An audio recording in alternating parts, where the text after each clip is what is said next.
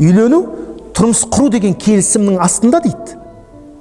Ол шахуатты қандыру деген ұғым жоқ дейді. Мақсат ол емес дейді оны. Ойбай, мен өліп барам, дереу неке қиюым керек. Ойбай, не үшін? Үйленуім керек.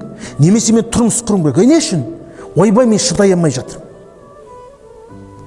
Айналайына ол үшін құрылмайтын үйлену деген. Ол мақсатта болмайды ол. Соны айтады, ләйсәл мақсуд бихадал қада шахуа. Сондықтан ол жердегі үйленудің астында дейді, ол шахуатты басу тұрған жоқ.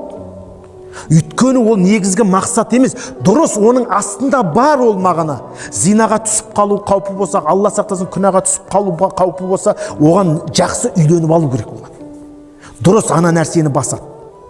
Бірақ үйленудің мақсаты ол ғана емес, оның астында үлкен мағына бар.